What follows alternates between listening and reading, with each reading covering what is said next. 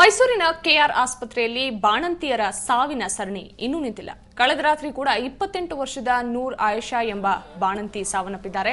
ಇದರಿಂದಾಗಿ ಕಳೆದ ಒಂದು ವಾರದಲ್ಲಿ 12 ಮಂದಿ ಬಾಣಂತಿಯರು ಸಾವನ್ನಪ್ಪಿದಂತಾಗಿದೆ. ನಿತ್ಯ ಕೆಆರ್ ಆಸ್ಪತ್ರೆಯಲ್ಲಿ ಸಾವಿನ ಸರಣಿ ನೋಡುತ್ತಿರುವಂತಹ ಜನ ಆ ಆಸ್ಪತ್ರೆ ಕಂಡ್ರೆ ಬೆಚ್ಚಿ ಬೀಳುವಂತಾಗಿದೆ.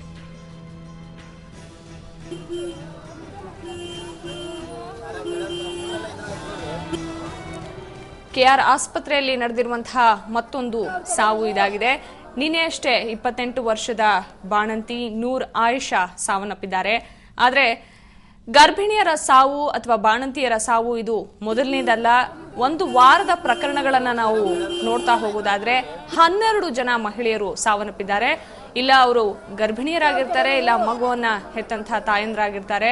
ಆದ್ರೆ ಈ ಸಾವಿಗೆ ನಿಖರ ಕಾರಣವನ್ನ ಪತ್ತೆ ಹಚ್ಚುವಲ್ಲಿ ಅಲ್ಲಿನ ವೈದ್ಯರು ಕೂಡ ಈಗ ಪರದಾಡ್ತಿರೋದು. ಅಲ್ಲಿನ ಸ್ಥಳೀಯ ಶಾಸಕರು ಭೇಟಿ ಕೊಟ್ಟು ಪರಿಸ್ಥಿತಿಯನ್ನ ಅವಲೋಕಿಸುತ್ತಿದ್ದಾರೆ. ಹಾಗೆ ವೈದ್ಯರ ಜೊತೆ ಮಾತನಾಡ್ತಾ ಆ ಕುರಿತಾಗಿ ಮಾಹಿತಿಯನ್ನು ಕೂಡ ಪಡ್ಕೊಂಡಿರೋದನ್ನ ನಾವು ನೋಡಬಹುದು. ಆದ್ರೆ ಆದಷ್ಟು ಬೇಗ ಇಲ್ಲಿರುವಂತಹ ಸಮಸ್ಯೆ ಏನಿದೆ ಅದನ್ನ ಪತ್ತೆ ಹಚ್ಚಿ ಬಾಣಂತಿಯರು ಹಾಗೆ ಗರ್ಭಿಣಿಯರ ಆರೋಗ್ಯದ ಜೊತೆಗೆ ಅವರ ಜೀವದ ಬಗ್ಗೆ ಕೂಡ ಕಾಳಜಿ ವಹಿಸಬೇಕಾಗಿದೆ. ಇದು ಕೆಆರ್ ಆಸ್ಪತ್ರೆ ವೈದ್ಯರ ಕರ್ತವ್ಯ ಕೂಡ ಆಗಿರುತ್ತೆ.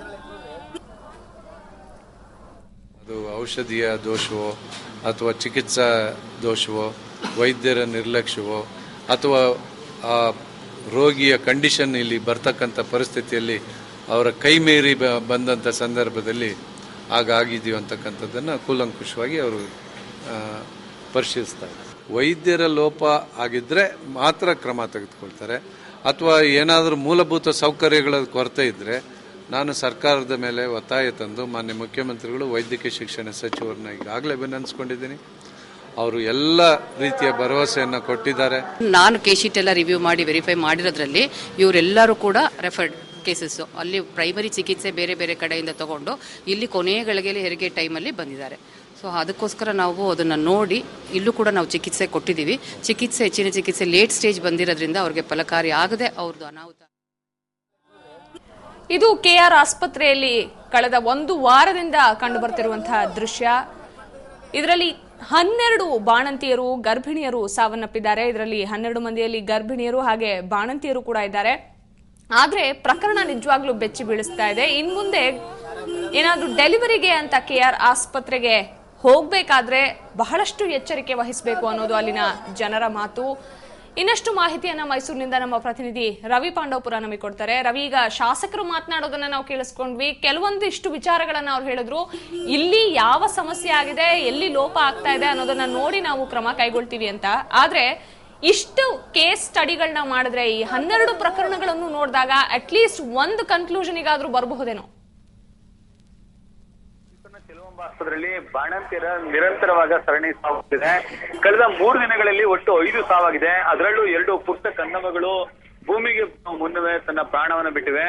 ಈ ಒಂದು ಪ್ರಕರಣಕ್ಕೆ ಸಂಬಂಧಪಟ್ಟಂತೆ ಈಗಾಗಲೇ ಆಸ್ಪತ್ರೆಯಲ್ಲಿದ್ದಂತಹ ಮತ್ತಷ್ಟು ಸಿಬ್ಬಂದಿ ಅಂದ್ರೆ ಮತ್ತಷ್ಟು ರೋಗಿಗಳು ಬೇರೆ ಆಸ್ಪತ್ರೆಗೆ ಹೋಗುವಂತಹ ಕೆಲಸವನ್ನ ಮಾಡಿದ್ದಾರೆ. ನಿನ್ನೆನಲ್ಲೂ ಕೂಡ ನಿರಂತರವಾಗಿ ಆಸ್ಪತ್ರೆಯಿಂದ ಖಾಲಿ ಮಾಡುವಂತ ಕೆಲಸ ಮಾಡಿದ್ದಾರೆ. ಇದಕ್ಕೆ ಪ್ರಮುಖವಾದ ಕಾರಣ ಏನಂತ ಹೇಳಿ ಹುಡುಕುವ ಆಟದಲ್ಲಿ ನಿರತಾದಾಗ ಅಲ್ಲಿ ಆಸ್ಪತ್ರೆಯಲ್ಲಿ ಸಿಬ್ಬಂದಿಗಳ ಕೊರತೆ ಆಗ್ಬೋದು, ವೆಂಟಿಲೇಟರ್ ಕೊರತೆ, ಮತ್ತೆ ಅಲ್ಲಿ ಕೆಲವೊಂದು ಮೆಡಿಸಿನ್ಗಳಲ್ಲಿ ಕೆಲವೊಂದು ದೋಷಗಳು ಕಂಡು ಮಾತುಗಳು ಕೂಡ ಕೇಳಿ ಬರ್ತವೆ.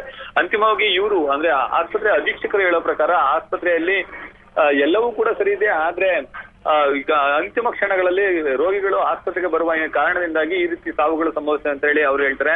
ಇನ್ನು ಇವತ್ತು ಈ ಎಲ್ಲ ವರದಿಗಳನ್ನ ಶಾಸಕ ವಾಸು ಅವರು ಸುವರ್ಣ ನ್ಯೂಸ್ನಲ್ಲಿ ಬಿತ್ತರದಂತಹ ವರದಿಯನ್ನ ನೋಡಿದ್ರು. ಅದ ಬಳಿಕ ಅವರು ತಕ್ಷಣ ಆಸ್ಪತ್ರೆಗೆ ದೌಡಾಯಿಸಿ ಅಲ್ಲಿ ಆಸ್ಪತ್ರೆಯ ವೈದ್ಯರ ಜೊತೆ ಸಮಾಲೋಚನೆ ನಡೆಸುವಂತಹ ಕೆಲಸ ಮಾಡಿದ್ರು. ಅಲ್ಲಿ ಆಸ್ಪತ್ರೆಯ ವೈದ್ಯರಿಂದ ಕೇಳಿ ಬಂದಂತಹ ಮಾತುಗಳೇನಂತಂದ್ರೆ ಆಸ್ಪತ್ರೆಯಲ್ಲಿ ಎಲ್ಲವೂ ಕೂಡ ಸರಿ ಇದೆ, ಆದ್ರೆ ವೈದ್ಯರು ಕೊನೆ ಕ್ಷಣದಲ್ಲಿ ಬರ್ತಾರೆ, ಅವ್ರಿಗೆ ರಕ್ತ ತೊಂದರೆ ಅಥವಾ ಇನ್ನಿತರ ತೊಂದರೆಗಳು ಕಾಣಿಸಿಕೊಂಡ ಹಿನ್ನೆಲೆಯಲ್ಲಿ ಈ ರೀತಿ ಸಮಸ್ಯೆ ಎದುರಾಗ್ತದೆ ಅಂತ ಹೇಳಿ ಅವರು ಇದ್ರು. ಈ ಹಿನ್ನೆಲೆಯಲ್ಲಿ ಇವತ್ತು ಶಾಸಕ ವಾಸು ಅವರು ಒಂದು DHO ನೇತೃತ್ವದಲ್ಲಿ ಒಂದು ಕಮಿಟಿಯನ್ನ ಒಂದು ನೇಮಕ ಮಾಡಿದ್ದಾರೆ. ಆ ಒಂದು ಕಮಿಟಿ ಇವತ್ತು ಸಂಜೆ ಒಳಗೆ ಒಂದು ವಿಚಾರಣೆಯನ್ನು ನಡೆಸಿ ಒಂದು ತನಿಖಾ ವರದಿಯನ್ನ ಸಿದ್ಧಪಡಿಸಿ ಅವರು ಕೊಡ್ತಾರೆ. ಆ ಒಂದು ವರದಿಯನ್ನ ವೈದ್ಯಕೀಯ ಶಿಕ್ಷಣ ಸಚಿವರಿಗೆ ವಾಸು ಅವರು ತಲುಪಿಸುವಂತ ಕೆಲಸ ಮಾಡ್ತಾರೆ. ಮುಂದಿನ ದಿನಗಳಲ್ಲಿ ಆಸ್ಪತ್ರೆಯಲ್ಲಿ ಎದುರಾಗ್ತಿರುವಂತಹ ಇಂತಹ ಸಮಸ್ಯೆಗಳ ಬಗ್ಗೆ ಗಂಭೀರವಾಗಿ ಚರ್ಚಿಸಿ ಚಿಂತನೆ ನಡೆಸಿ ಅಗತ್ಯ ಕ್ರಮಗಳನ್ನ ಕೈಗೊಳ್ಳಲಾಗುವುದು ಅಂತ ಹೇಳಿ ಶಾಸಕ ವಾಸು ಅವರು ಹೇಳ್ತಿದ್ದಾರೆ. ಸಂಗೀತ, ಥ್ಯಾಂಕ್ ಯು ರವಿ.